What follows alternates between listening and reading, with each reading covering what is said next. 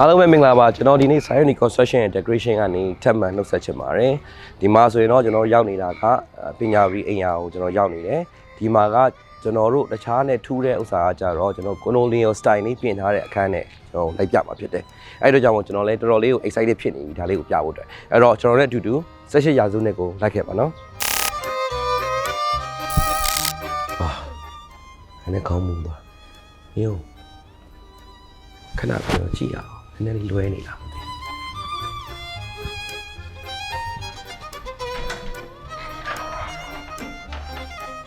ဟုတ်ပါတယ်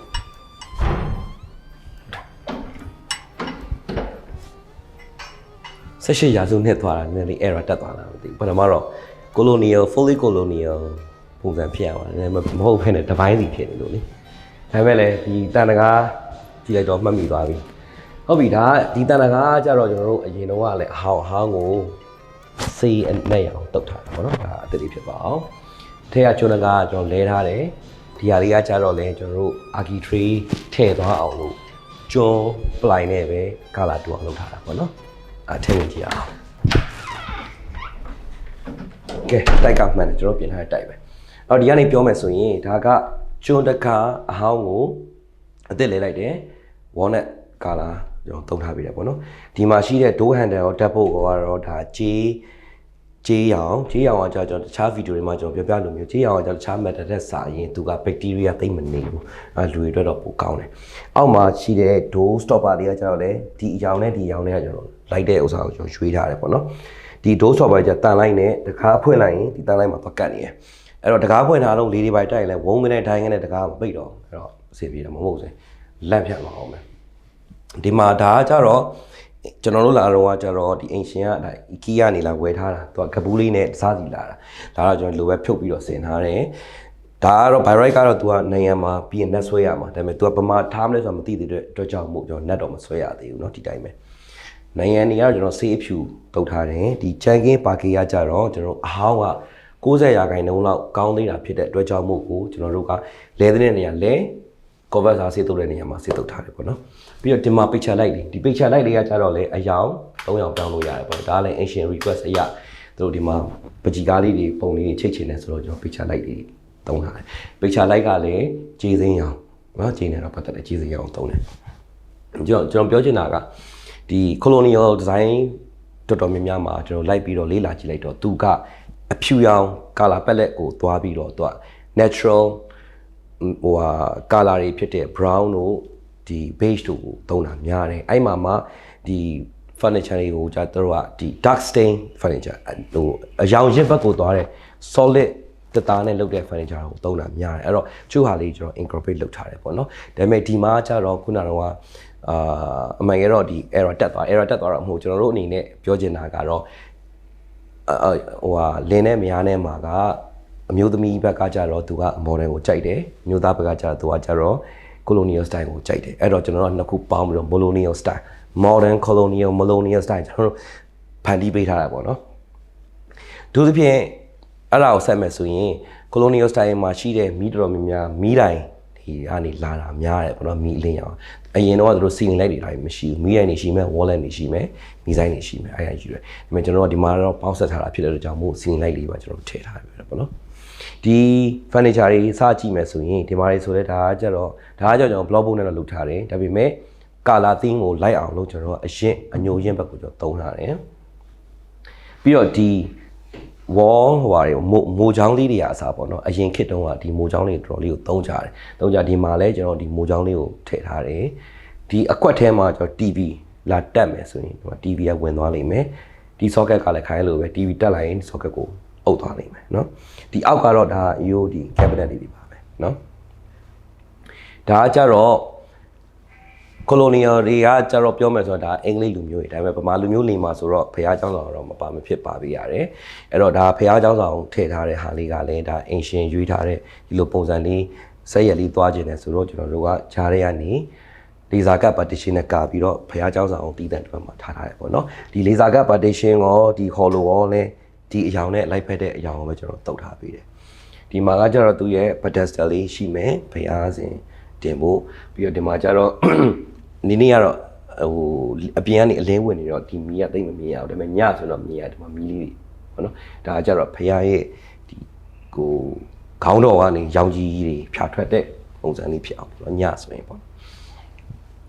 ပြီးတော့ဒီပဒင်းပေါက်တွေကကျွန်တော်တို့ဒီဟာကိုမပြင်ခင်တုန်းကအင်ယာကကျွန်တော်တို့ကိုပြောတယ်ပေါ့နော်အထဲမှာကြိုက်တာလို့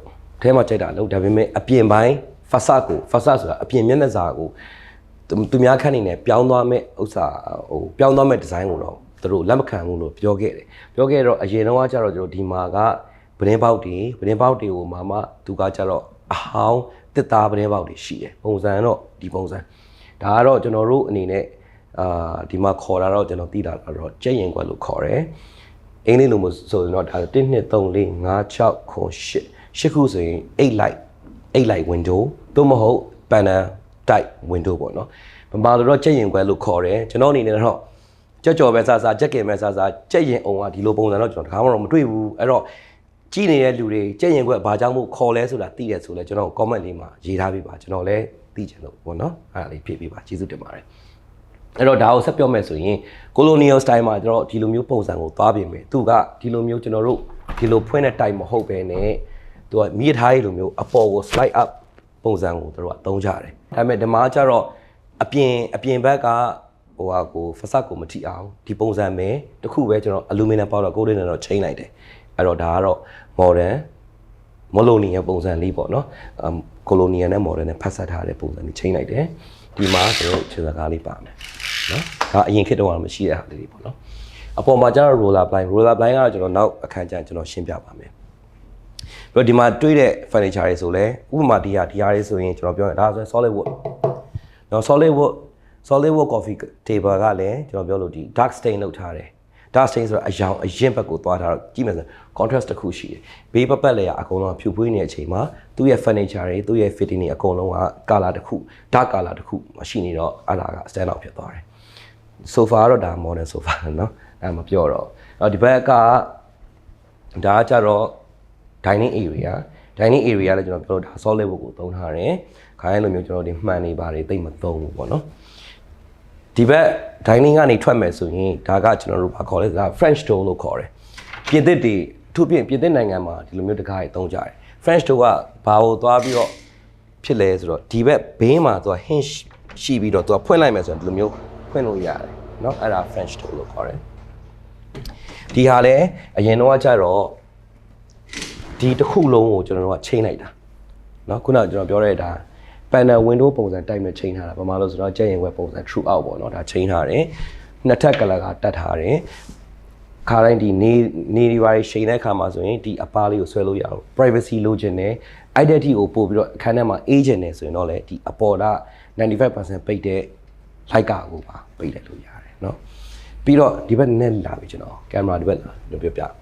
ဟိုအပြင်မှာမီဇိုင်းလေးတွဲလောက်ကြတဲ့ panel light တွေတွေ့လိမ့်မယ်အဲ့ဒါကကျွန်တော်မင်းတက်ကိုထွင်ပြီးလုပ်ထားပေးတာဘာဖြစ်လို့လဲဆိုတော့ colonial style ပုံစံလေးကိုကျွန်တော်လိုက်ရှာတဲ့အခါမှာမတွေ့တော့နောက်ဆုံးရှာရဲနဲ့ကျွန်တော်မြို့ထဲမှာလည်းနှံ့သွားပြီနှံ့သွားတဲ့အခါမှာဒီလိုပုံစံကိုကျွန်တော် wallet ပြီးတော့တွေ့တယ်ဒါပေမဲ့ကျွန်တော်ကအပြင်မှာတွဲလောင်းလေးချချင်တာဖြစ်တဲ့အတွက်ကြောင့်မို့အဲ့ wallet ကိုဝယ်ပြီးတော့ကျွန်တော်နည်းနည်းဒစားစီဖြုတ်ပြီးဖြန်းဖြန်းကတ်လုပ်ပြီးတော့ panel light ရအောင်ကျွန်တော်ထွင်လိုက်တယ်ထွင်ပြီးတော့ဒါကျွန်တော်လက်ဆောင်အနေနဲ့တက်ပေးထားတယ်ပေါ့နော်မီးလုံးကလည်းထဲမှာဒီ filament ပုံစံမီးလုံးလေးနဲ့ကျွန်တော်လုပ်ထားတယ်နော်အယောင်ကအစဂျေးစိမ်းရောင်လေးကျွန်တော်ဒီဘက်က picture lamp နဲ့လည်းလိုက်တဲ့အယောင်လေးကိုကျွန်တော်သုံးထားတယ်နော်ပြီးတော့အပြင်ဘက်ကတန်ပန်းကြီးကျွန်တော်စိတ်ပြန်တုပ်ထားတယ်စင်ဝင်ဘက်ကကျွန်တော်ဒီကြွေပြားတွေကကျွန်တော်အသစ်ပြန်လဲထားတယ်နော်ဒီအခန်းတစ်ခုလုံးရဲ့ဘာကီကတော့ကျွန်တော်ခုနပြောလို့ဒါဘာကီအဟောင်းကိုပဲကျွန်တော်တို့ပြန်ပြီးတော့ပြုပြင်ထားတယ်ဒီဘက်မှာကြည့်မယ်ဆိုရင်ဒါကကျတော့ AC unit ဒီ aircon ကကျတော့ကျွန်တော်ဒီ socket ကတော့တမင်သက်ဖော်ထားတာဒါကတော့ဒီ aircon ကကျတော့အင်ရှင်ရဲ့ aircon ဖွဲ့နေပဲတတ်ထားတယ်ဟိုအင်ရှင်ရဲ့အဖေကကျတော့ဒီ socket လေးနဲ့တက်ပေးပါဆိုတော့ကျွန်တော်တမင်သက်ကိုဒါ socket ဖော်ထားတခြားခန်းလေးမှာကျွန်တော်ဖြောက်ထားတယ်ဒါပေမဲ့လည်းပထမတော့ socket တွေမကောက်တော့ tracking မှာဖော် tracking ကတော့တော်တော်လေးပြောယူရတယ် tracking ကတော့မဖော်ပါနဲ့ tracking ဖော်ရင်တကယ်ပို့ပြီးတော့အလှပြတ်သွားပါမယ်ဆိုပြီးတော့ပြောလိုက်တော့လက်ခံပါတယ်ဒါပေမဲ့လည်းဒီကနေ tracking ပျောက်တဲ့ဥစ္စာဟိုဘက်အခန်းထဲမှာဘလို့ effect ဖြစ်လဲကျွန်တော်ဘလို့ဖြောက်ထားလဲဆိုတော့ဟိုဘက်အခန်းရောက်ကျွန်တော်ဆက်ပြီးတော့ပြောပြပေးမယ်เนาะဒီဘက်မှာကျတော့ဒါ picture light ဒီအိမ်တစ်ခုလုံးမှာပိတ်ချလိုက်3ခုရှိတယ်အိမ်ရှင်ထားခြင်းတဲ့နေရာမှာကျွန်တော်ထားပေးတယ်ဒီပိတ်ချလိုက်ရဲ့အောက်မှာပိတ်ချရှိသလိုဒီမှာကျွန်တော်တို့ဟိုဟာ table လေးတစ်ခုထားဖို့လည်းရထားတယ်ပေါ့နော်ဒီ table လေးမှာပန်းအောင်လေးတွေတင်မယ်စားအုပ်လေးတွေတင်မယ်အလှ decorative item လေးတွေတင်မယ်ဆိုတော့ကျွန်တော်တို့လုပ်ထားတယ်နော်အဲ့တော့ခုနပြောလို့ဒီပရင်းပေါက်တွေက panel တွေမဟုတ်ဘူးနိုင်ငံတွေမှာ panel တွေတက်ထားတာတွေမဟုတ်ဘူးစီလင်မှာပေါ့ကျွန်တော် panel တွေပါလိုက်ဖက်အောင်လုပ်ထားတယ်เนาะစီလင်မှာကျတော့ panel ကွက်လေးတွေတွေ့ရလိမ့်မယ်ဒါကလည်းဟိုအရင်ခေတ်တုန်းကပုံစံလေးသွားထားတာခါတိုင်းဆိုကျွန်တော် plain ceiling တွေ modern ceiling တွေသွားတဲ့ဟာတွေကဒီအိမ်နဲ့ဆိုရင်တိတ်မလိုက်ဘူးသူပြင်ဒီလိုခန်းမှာဆိုရင်တိတ်မလိုက်တဲ့အတွက်ကြောင့်မို့ကျွန်တော်တို့က panel မှာကကျွန်တော်မီး2မျိုးရှိတယ်နံပါတ်1မီးကကျတော့ cove lighting ကကျတော့ဒီဘောင်ထဲမှာကျွန်တော် cornice ထဲမှာထည့်ထားတဲ့မီးအဲ့ဒါ cove lighting အဲ့ဒါနဲ့စင်တာမှာတက်ထားတဲ့ down light တွေရှိမယ်အဲ့နှစ်ခုကကျွန်တော်ခိုင်းခွဲထားတယ်မှုပေါ်မူတည်ပြီးတော့အကယ်၍ညပိုင်းမှာဒီအိမ်ဟိုဟာလင်များလည်းညကစားဆိုတော့တို့ခိုးစီဖြစ်တဲ့ atmosphere လေးနဲ့နေခြင်းနဲ့ဆိုရင် down light လေးတွေပိတ်ပြီးတော့ cove light လေးဖွင့်ထားမယ်ဆိုရင်တော်တော်ကို romantic ဆန်တယ်တော်တော် roll လို့ရတဲ့ပုံစံလေးလုပ်ထားတာသူခံနေအောင်နော်အဲ့တော့ဒီဟာလေးကနှစ်ပိုင်းခွဲထားတယ်ကျွန်တော် dining အတွက်ကိုဖွင့်တဲ့ခလုတ်ကဒီဘက်မှာရှိလို့ living အတွက်ကိုဖွင့်တဲ့ခလုတ်ကဟိုဘက်မှာရှိတယ်နော်ဒါကတော့ kitchen ကအရင်တော့ဒီလိုမျိုးမဟုတ်ဘူးအရင်တော့ကျတော့ဒီနေရာတော့ kitchen ဆိုရင်မဲ့ဟိုကန့်ထားတာဒါ open type မဟုတ်ဘူးကျွန်တော်ဒါ open type ကိုလုပ်လိုက်တယ်ပေါ့နော်ဖြိုချပြီးတော့ open type လုပ်လိုက်ခြင်းအပြင်ကျွန်တော်ပြောလို့ဒီလိုပိတ်ထားရင်လည်းမြင်ရတယ်အနက်နေပါတွေမကူးသလိုဖွင့်ထားလိုက်ရင်ကဒီအခန်းကအကျယ်ကြီးဖြစ်သွားတယ် seamless ပုံစံကြီးဖြစ်သွားတယ်ပေါ့နော်အဲ့တော့ဒီ kitchen မှာကျတော့လေ modern နဲ့ colonial style နဲ့ရောဆက်ထားတဲ့ design လေးကြွေပြားကျွန်တော်တို့ဒါကကျတော့ gray color ကြွေပြားအပြောင်ကိုသုံးထားတယ် CD ဘိုင်းကြာရင်လည်းအပြောင်ဆိုတော့တန်ရှင်းတော့တာလွယ်တယ်အနောက်က back splash နဲ့လည်း light ဖက်တဲ့ကြွေပြားပေါ့နော်ဒါကတော့2ပေပတ်လဲ back splash ကကျတော့4ပေ2ပေပတ်လဲဒါကကျတော့ side by side refrigerator ကိုထည့်ဖို့အတွက်ကိုကျွန်တော်ခွင်ချမ်းထားတယ်အင်ရှင်ဝဲထည့်ရင်တော့သူကွက်တီဖြစ်သွားတယ်ပေါ့နော်ဒီပေါ်မှာတော့ဒါကတော့ quad stone counter quad stone နဲ့တချို့ကကျတော့လဲ granite တင်တဲ့အခါမှာအားသာချက်အားနည်းချက်ကိုကျွန်တော်အရင် previous video လေးမှာတော့ကျွန်တော်ပြောထားတာရှိပါတယ်เนาะဒီ cabinet လေးတွေမှာလည်းကျွန်တော်ဒီမိုးလေးတွေကျွန်တော်လိုက်တက်ထားတယ်ဒီလက်ကိုက်နေဆိုလဲအရင်ပုံစံလေးကိုကျွန်တော်လိုက်ရှာဝယ်ရတာပေါ့နော်နောက်ပိုင်း modern cabinet ကျတော့လက်ကိုက်ပြောင်းလေးဖြစ်သွားပြီเนาะဒီဟာလေးကျတော့လက်ကိုက်ကဒီလက်ကိုက်လည်းပြောရင်ဒါကြီးစိမ့်ဘက်ကိုနည်းနည်းသွားတဲ့လက်ကိုက်လေးကိုကျွန်တော်လုပ်ထားတယ်အဲ့တော့ဒါလေးကြည့်ကြရမယ်ဒီဟာလေးကလည်းပြောမယ်ဆိုတော့ modern colonial style ပုံစံလေးကိုရောထားတာပေါ့နော်ဒါကကျတော့ exhaust hood ကဒီမှာကျတော့ဒါခလုတ်နေတဲ့တိုက်ဒီမှာကျတော့မီးဖို့မရှိဘူးဒါဒီမီးဖို့လေးကဘာဖြစ်လို့မရှိဘူးလဲဆိုအင်ရှင်ရဲ့အဖေကလက်ဆောင်လာမသိဝယ်ပေးထားတဲ့ table top မီးဖို့လေးရှိတယ် table top မီးဖို့လေးနဲ့သူကချက်မှာဖြစ်တဲ့အတွက်ကြောင့်မို့ဒီမှာသူကမီးဖို့မထားတော့တာ however ကျွန်တော်ဒီ table top မီးဖို့နဲ့ဒီမှာချက်မယ်ဆိုရင် socket box ကဒီမှာထားလိုက်ခဲ့ရင်ဒီကနေဟင်းချက်တဲ့အပူငွေ့တွေက socket ကိုအရေးပြောစေတယ်ကြားတဲ့ခါကျရင်အရေးမပြောစေတောင်မှဖြစ်မလဲဆိုတော့သူဒီစီကြီးတွေတန်မှာတောက်လျှောက်ပါเนาะအဲ့လိုမဖြစ်အောင်ကျွန်တော်ဒီမှာအပေါက်လေးဖောက်ထားတယ်ပလက်ကိုဒီရဲထည့်လိုက်ဒီ cabinet ထဲမှာပလက်ပေါက်ရှိတယ်ခါရထိုးထားရုံပဲเนาะကြီးလိုက်မယ်ဆိုတော့ပလက်ပါပြောင်းနေတာပေါ့เนาะရားလောက်တော့ကျွန်တော်ဖျောက်ပေးတယ်ရားလောက်ကိုတော့ကျွန်တော်လှလုပ်ပေးတာပဲဒီမီးလေးတွေကျွန်တော်တက်ထားပေးတယ်ကောင်တာလိုက်လေးတွေဒါခုနကကျွန်တော်ပြောရဲ့ back splash ကကြတော့မီကိုအရင်အောင်အောက်ကကြွေပြားနဲ့လိုက်တဲ့အကြောင်းလေးလုပ်ထားတယ်เนาะ back splash လည်းအပြောင်လေးပဲစီးပိုင်းဆင်းသွားရင်တော့လွယ်တယ်ဒီ sink ကတော့ဒါ modern sink ဒီမှာလာတယ်ဒီမှာဆက်ပြားတွေရှိမယ်ဒါလှည့်ပြီးတော့ဖွင့်လို့ရမယ်ဆွတ်ထုတ်တယ် modern sink ဒီဘရင်ပေါက်လည်းဘရင်ပေါက်တွေအကုန်လုံး exterior ဘရင်ပေါက်တွေအကုန်လုံးကျွန်တော်လဲလိုက်တယ် aluminum powder coating တွေလဲထားတယ်ဒါဒီဘက်ကျတော့ kitchen လည်းဖြစ်နေတော့ကျရင်ကွက်ကြီးမလုပ်တော့ဒါယူပါပဲဒါလည်းလဲထားတယ်တကားကလဲထားတဲ့အတွက်ကြောင့်မို့ကျွန်တော်ပြောချင်တာကျွန်းတကားတွေတို့မို့တစ်သားအစစ်တကားတွေကိုသုံးမယ်ဆိုရင်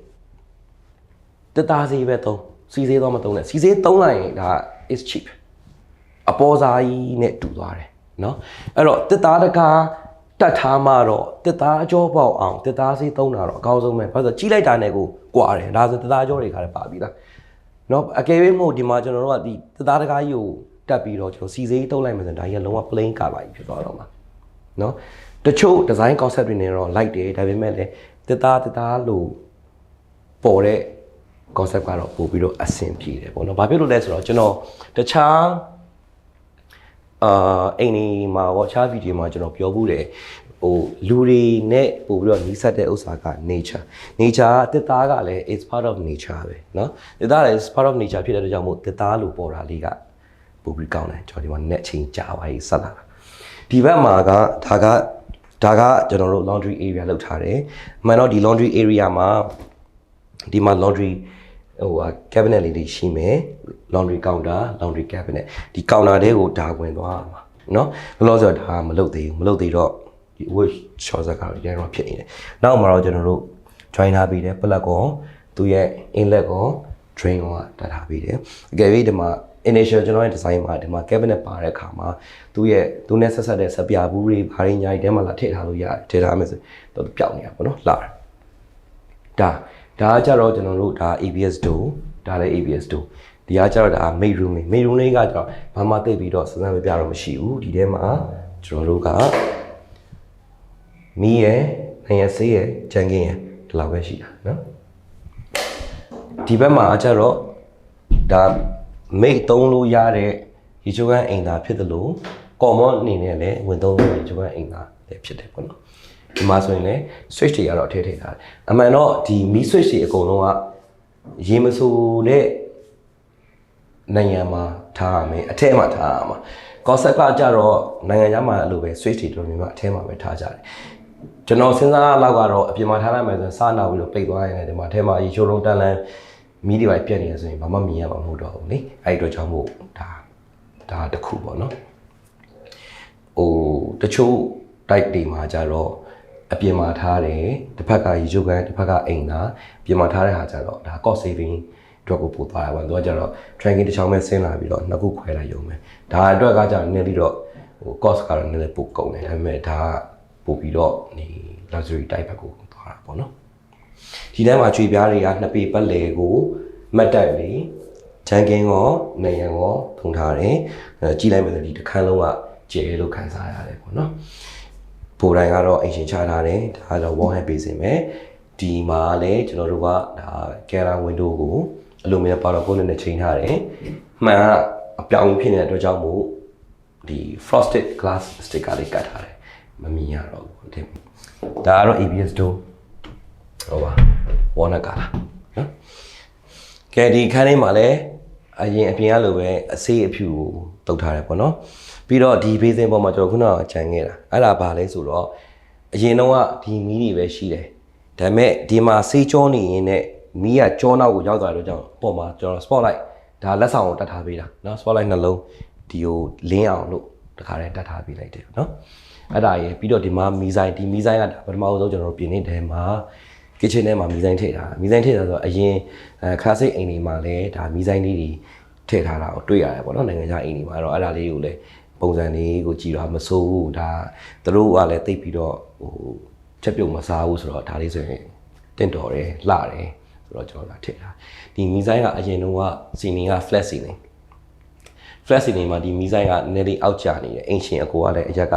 6ပေကျော်လောက်ရှိတော့သူခေါင်းနဲ့တိတ်မလွတ်တလွတ်ဖြစ်နေတော့ကျွန်တော်ဒီထဲမှာပဲခွက်ပြီးတော့စီနီကိုတင်ပြီးတော့ဒီမီးဆိုင်ကိုအဲ့စီနီခွက်ထဲကိုထည့်လိုက်တာပေါ့နော်အဲ့တော့မီးဆိုင်ကမြင့်သွားတယ်နော်အဲ့လိုလေးတော့ကျွန်တော်လုပ်ကြတယ်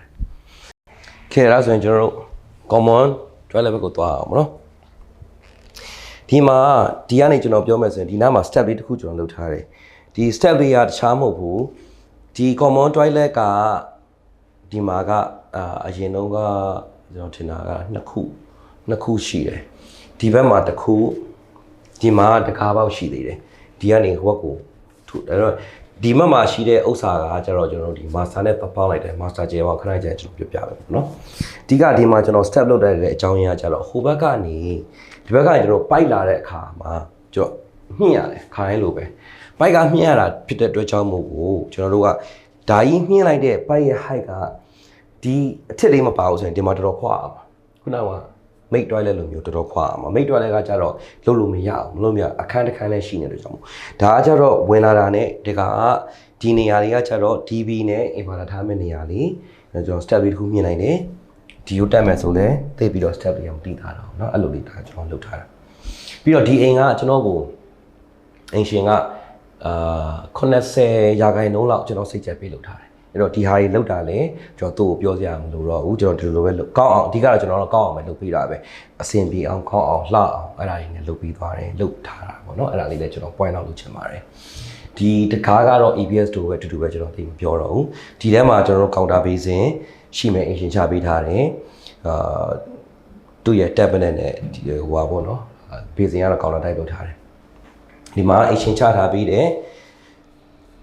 ဘိုးတိုင်းဒီခန်းထဲမှာတက်ဖို့ဘိုးတိုင်းတော့ကျတော့ဒီခန်းကိုဒီဘိုးတိုင်း master ကိုနောက်တစ်မျိုးဟို specify လုပ်ထားပြီးသားအဲ့တိုင်းကျွန်တော်တက်ထားပြီးတယ်နော်ဒီမှာကျတော့ဟို shower set တော့ကျ water heater မပါအောင်ရိုးရေးအေးပဲ shower set လေးနော်ဒီမှာလည်းခြေပြားတွေကနှစ်ပေပတ်လေအကုန်လုံးဂျန်ကင်ရောဟိုအောင်လုပ်ထားတယ်ဒီမှာလည်းကျွန်တော် step down လေးလုပ်ထားတယ်ကေဒီမှာမှန်ကတ်မယ်ဆိုရင်လည်းရေမစင်တော့ဘူးနော်လို့လုပ်ထားတယ်ဒီမှာလည်းကျွန်တော်တို့မှန်နေရဒါတက်ထားပေးတယ်ဒီမှန်ကိုမှလက်ဆောင်တက်ထားပေးတာပေါ့နော်နည်းနည်းကိုလိုနီယာပုံစံလေးဘောင်လေးကိုတွင်းပြီးတော့အနက်အောင်ချိန်ပြီးတက်ထားပေးတာမာစာဘက်မှာပိုကြီးတယ်အဲ့ဒါကိုကျွန်တော်ပြောပြဒီမှာလည်းမီးလုံးကခလုတ်ကအထက်မှာရှိတယ်နော်ကဲဒီမှာဆိုရင်ကျွန်တော်မပြောလဲ water heater ဒီမှာထားတယ်ပေါ့နော်ဒီဘက်မှာယူကန်အင်တာကကြတော့ရီဘူးမသုံးဘူးဒါပေမဲ့သူ့ရဲ့ဟိုဘက်ချမ်းမှာကမာစာကန်ရှိတယ်ဟိုဘက်ချမ်းမာစာကန်ရောက်ရင်ကျွန်တော်ထပ်ပြီးပြောပြမယ်ထားတယ်ဒါကြတော့ common bedroom မှာ EBS တို့အပြင်မှာကျွန်တော်တို့ကျော် archi tray မှာထပ်ပတ်ထားတယ်ပေါ့နော်ဒါကြောင့်သူအလုံးလုံးမဲ့အခန်းလေးနော်အဲကိုကြည့်ဆိုရင်ဒီမှာလည်း door stopper တွေကတာလိုက်ပါတယ် door stopper တွေတက်ထားတယ်ပေါ့နော်ဒီခန်းကသူ့ရဲ့ဒါဟို office အခန်းလေး furniture ကတော့ colonial style furniture ပြောကြမလို့ဘူးဒါကြည့်လိုက်သိတယ်ဒီသူ့ရဲ့နောက်ကျောပေးမဲ့ဘိုက်ပုတ်ကြီးမှာကျွန်တော်တို့ကဒါပုတ်သုံးထားတယ်ခုနကကျွန်တော်ပြောလို့ dining ထဲကနေလာတဲ့ aircon ကြီးပိုက်ကဒီပုတ်ထဲကနေမှအပြင်ကိုထုတ်သွားတာ။အဲဆိုဒီနောက်မှာ color line တစ်ခုရှိတဲ့အတွက်ကြောင့်မို့ကို color line အရှိကိုတိုးယူပြီးတော့ထုတ်တာအဲ့လိုမျိုးကျွန်တော်ဖြောက်ထားရပါတော့။ဒီမှာလည်းကျွန်တော် panel တွေတက်ထားတယ်။ color change လိုက်တယ်။အဖြူဒီမှာကအရှင်း။အဲ့မှာကျွန်တော်ဒီမှာကြေးပုံစံ wall lamp တစ်ခုနဲ့အပေါ်မှာလည်းကျွန်တော်ဒီမီpanel လေးပေါ့နော်။ဒါနဲ့လိုက်တဲ့ panel လေးထားထားတယ်။ဒီမှာကျတော့ဒါ roller blind အခုကတော့ဟိုတခြားခိုင်းလို့ပဲ roller blind ရယ်ချင်းစကားရယ်ဒါလည်းကျွန်တော်တို့ချိန်ထားတယ်ပေါ့နော်တက်ထားတယ် ACR တင်မှာဒီဟာလေးကကျတော့နောက်သူစင်လာတဲ့ခါကျရင်စင်မှာမီးပါတယ်အဲ့ဒီမီးအတွက်ကိုကျွန်တော်မီးကြိုးလေးထုတ်ထားပေးတာအဲကြောင့်တွဲလောင်းလေးဖြစ်နေတယ်လို့စင်မှာတော့เนาะဒီ aircon ဆိုလည်းအဲ့လိုဒီ aircon ကတော့ဒါတော့ drinking နဲ့ပဲဖြစ်သွားတယ်เนาะဒါကတော့လုံးလို့မရတော့ drinking နဲ့ပဲဖြစ်သွားတယ်အမှန်ခွဲထည့်မယ်ဆိုတော့လည်းရတယ်ဒါပေမဲ့သူအဖေကတော့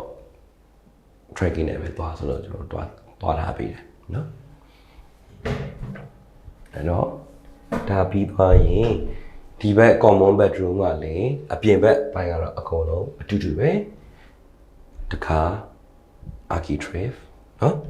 ဒီမှာကျတော့လောလောဆယ်ကတော့ဘာမှတော့အသုံးမပြုသေးဘူးဒီခန်းကိုသူတို့နောက်ပိုင်းဟိုကလေးရလာရင်တော့ကလေးကဖြစ်ကောင်းဖြစ်လိမ့်မယ်ပေါ့เนาะဒီမှာလည်းအဲ့လိုပဲကျွန်တော်တို့စီနိုင်ရန်စီဒီရောဒီချန်ကင်းစီနေမီဒီဟာတွေကျွန်တော်ချိန်ထားတယ်ပေါ့နော်ဒါလေးကျွန်တော်ဆွဲပြမယ်ဒါလေးကကျတော့ roller blind လေး roller blind ကတော့ zebra blind ဆိုတာဒီလိုမျိုးလေးကြောင့်ပိတ်ချင်ဒီလိုလေးဆိုရင်ဒါပိတ်သွားတယ်ဖွင့်ချင်တယ်ဆိုလဲဒီနှစ်ခုကိုထားလိုက်ရင်ဒါလည်းပွင့်တယ်ပေါ့နော်အဲ့ဒါ zebra blind လို့ခေါ်တယ် roman blind ကကျတော့မဟုတ် roman blind ကျတော့တစ်ခုလုံးကအပိတ်ကြီးသူကကျတော့ပိတ်ထားတော့မှနေဒီလိုလေးကစားလို့ရတယ်ဟာဒါ zebra blind zebra ဆိုတာပြောမယ်မြင်ကြပေါ့ပပလို့ဆိုရင်ကဲကျွန်တော် hall ပြန်ရောက်ပြီ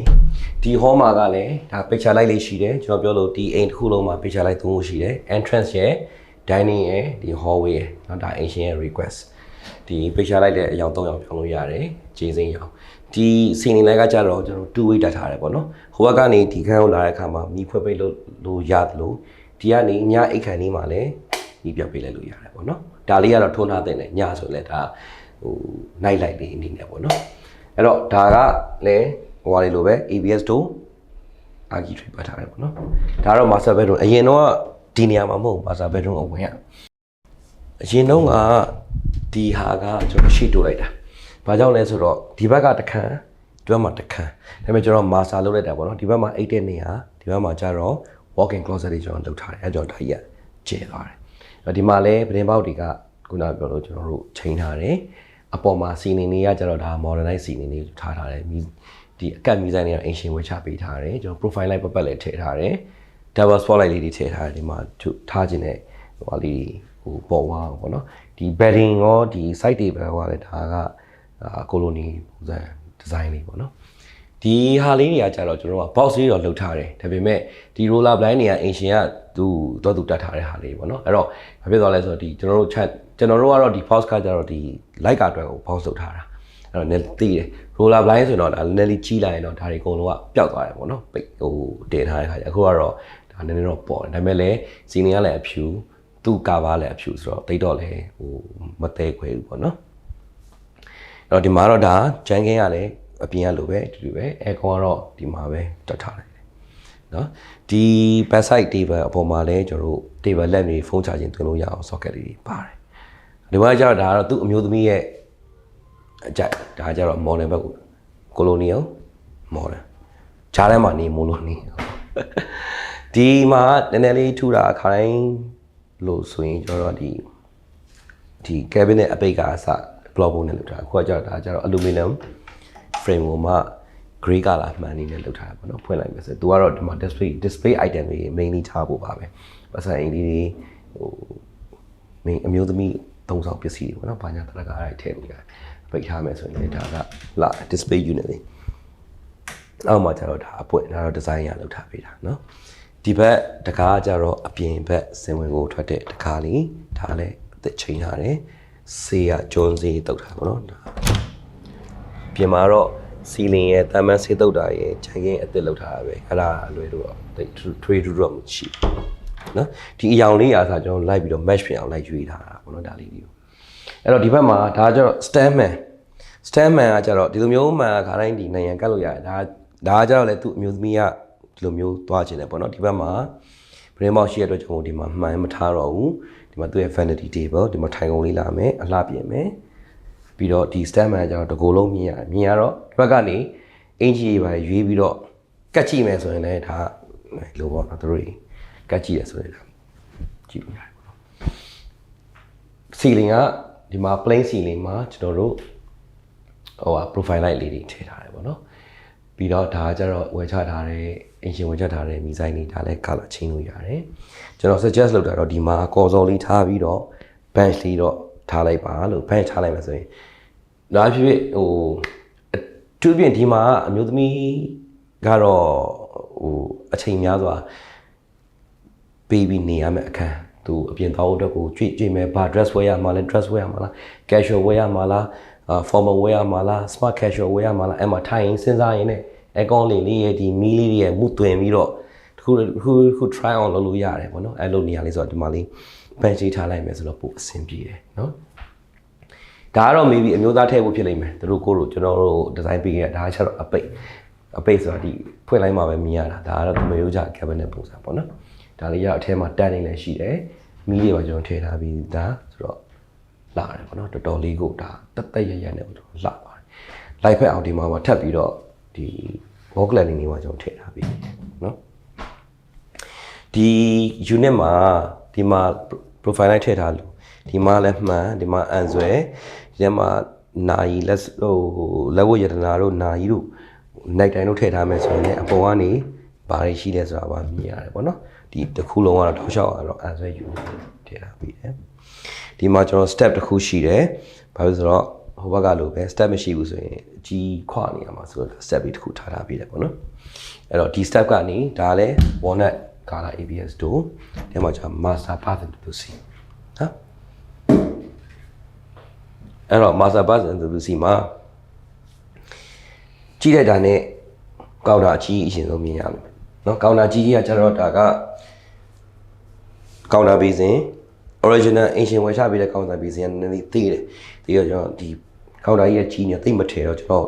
မြစ်တာလက်ဆောင်နေနဲ့ပဲကျွန်တော်တို့မှဒီအကြီးကိုရှာဝယ်ပြီးတော့လဲပေးလိုက်တယ်ပြီးတော့အနက်ရောင်ရအောင်ကျွန်တော်ရှာလာခဲ့တယ်ဒီဟာဆိုရင်တော်တော်လေးကို ကြီးဖြစ်တယ်ပေါ့နော်ပြီးတော့ဒီမှန်ခုနကကျွန်တော်ပြောရမှာဒီမှန်ကကျွန်တော်ဒီ colonial style အဟောင်းဖြစ်အောင်ကျွန်တော်သမင်တက်ကိုဖန်တီးပေးထားတာတော့ဒီဟာကကျွန်တော်တို့နိုင်ငံမှာတက်တဲ့ wall မို့ကိုမှ matte black အယောင်မှုတ်ထားတယ်ပေါ့နော်ပြီးတော့ဒီမှန်ကိုချိတ်တဲ့အခါမှာကျွန်တော်တို့ကဘာခေါ်လဲဆိုတော့ French cleat လို့ခေါ်တဲ့ခြေလေးနှစ်ခုနိုင်ငံမှာဒီလိုခြေရှိတယ်မှန်နောက်မှာဒီလိုခြေလေးရှိအဲ့နှစ်ခုနဲ့လို့ချိတ်ထားတယ်ပေါ့နော် French cleat အဲ့ဒါကျွန်တော်ဒီဟိုပုံလေးတွေကျွန်တော်ပြပေးမယ်အဲ့လိုလေးတွေ kitchen cabinet မှာလည်းအဲ့လိုလေးချိတ်လို့ရတော်တော်လေးခိုင်တယ်တော်တော်လေးမြဲတယ်နော်အဲ့တော့အဲ့ဒါလေးကျွန်တော်သုံးထားတယ်ဒီမှာရှိတဲ့ကျင်ချင်းနဲ့တပတ်လေးကကျွန်တော်လက်ဆောင်ထည့်ထားပြီးတာပါဒါလေးနဲ့လိုက်လို့ကျွန်တော်အဲ့လိုကျွန်တော်ကအလှပါအရင်ကြိုက်တယ်လှရင်အကုန်ကြိုက်တယ်မလှဘူးဆိုလဲလှအောင်လုပ်ချင်တာနော်ဟိုကျန်တဲ့ဟာတွေကကြွေပြားကျွန်တော်နှစ်ပေပတ်လဲနိုင်ရန်ဂျန်ကင်းအတူတူပဲဒီအောက်မှာကျွန်တော်မီးလဲဒါ free လက်ဆောင်ထည့်ပေးထားတယ်နော်ဒါလေးလည်းလှအောင်ဒါကတော့ cabinet ပါ cabinet ကတော့ဒီကြောက်တုံးပုံစံဟိုဟာလက်မလင်းလေးကတ်ထားတယ်ဒီမှာကျတော့လေကျွန်တော်တို့ကနှစ်ဖက်ဖွင့်လို့ရတဲ့ဟိုပေါ့ တဲ့ room ထဲမှာပတ်ထားတာတွေဟာပိတ်ထားရင်တော့ကြွေးပြားပဲပေါ့နော်ဒီမှာလည်းသူ့ရဲ့ switch တွေကဒီမှာဒါကတော့ general use အနေနဲ့ socket ပေါ့နော် hair dryer ပဲသုံးဟိုမိုးစိတ်ရက်တဲ့ဟာပဲသုံးဒါသုံးလို့ရတယ် socket လေးပေါ့နော်ဒီဟာတွေကတော့ကျွန်တော်ချိန်ထားတယ်ဒီ color တွေfrosted glass တွေသုံးထားတယ်ဒီမှာဒီ toilet ကဒီခန်းထဲမှာပဲတည်တဲ့တက်ပြီးပါဆိုလို့ request ရခန်းထဲမှာဒီတည်တဲ့တက်တာပေးတယ်ဒါကတော့ shower area အင်ရှင်ကတော့ shower area ကိုခက်ကြီးလုပ်ပေးပါဆိုလို့ကျွန်တော်အကြီးလုပ်ထားပေးတယ်ဒီမှာကျွန်တော်မှန်တကားနဲ့ဟာကန်တာဒီမှာတော့မှန်တကားမပိတ်လဲရှားတယ်ဘာလို့ shower ဟိုမှာရေကဘလူးလေးနဲ့မှမစင်ဘူးဒါပေမဲ့လည်း aesthetic look လေးတစ်ခုရသွားအောင်မှန်တကားလေးတက်ထားလိုက်ပါနော်ဒီထဲမှာဆိုရင်လည်းနှစ်ပေပတ်လဲနေရန်ဂျန်ကင်းလုပ်ထားတယ်ဒီ shower set ကကျတော့အင်ရှင်ဝယ်ချပေးတဲ့ဥစ္စာကိုကျွန်တော်တက်ထားဒီမှာနည်းနည်းနောက်ထပ်ထူကြတာ shower area ပေါ်မှာ direct မီးမရှိဘဲနဲ့ဒီမှာကျွန်တော် indirect မီးထည့်ထားတယ်။ခေ၍လာညဘက်မှာရေချိုးမယ်ဆိုရင်ခိုးစီဖြစ်မှာကျွန်တော်အဲ့လိုမျိုးကျွန်တော်ဒီအိမ်တစ်ခုကိုကျွန်တော်ကိုယ်တိုင်ဒီဇိုင်းဆွဲပြီးတော့လုပ်ရတော့မယ်ဆိုရင်ကျွန်တော်အဲ့လိုမျိုးလေးကျွန်တော်လိုက်ပြီးစဉ်းစားကျွန်တော်ကြာစိန်ခံရတာကြိုက်တယ်။အဲ့တော့ဘလို့ပုံစံလေးနဲ့ဆိုရင်စိန်ခံလို့ကောင်းတယ်ဘလို့ပုံစံလေးဆိုရင်ကနေရတာပေါ့နော်ဟိုစိတ်ကြည်လင်စေလဲဆိုတာကိုနေမဲ့ပုံစံနဲ့ feeling ထည့်ပြီးတော့ကျွန်တော်ဆွဲတာများတယ်အဲ့အတွက်ကြောင့်မို့ချိုးဟာလေးကကျွန်တော် idea လေးတွေဒါလေးဆိုရင်ဒီလိုလေးလုပ်မယ်ဟိုလိုလေးလုပ်မယ်နောက်တစ်ခုကကျွန်တော်ကလှတာချိန်တဲ့အတွက်ကြောင့်မို့ကျွန်တော်လှအောင်တော့မြဲတစီကျွန်တော်လုပ်မှာပဲနော်အဲကြောင့်မို့ဖြောက်တဲ့ဟာတွေဖြောက်တယ်ဖော်မှလှမဲ့အရာတွေဆိုရင်လည်းဖော်တယ်နော်အဲ့တော့ဒီကတော့ဒါအကုန်လုံးခြုံကြည့်လိုက်မယ်ဆိုရင်တော့ဒါကပြောလို့ modern colonial design ပေါ့နော်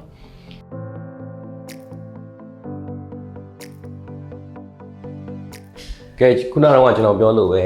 modern ရယ် colonial ရယ်ပေါင်းလိုက်တဲ့ colonial design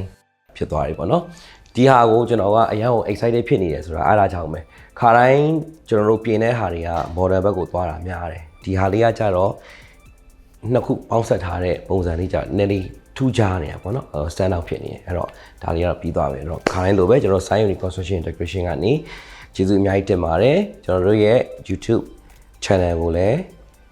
like and subscribe လုပ်ထားပြီးတော့ page မှာလည်း follow လုပ်ထားပေးပါကျွန်တော်ဒါလေးကို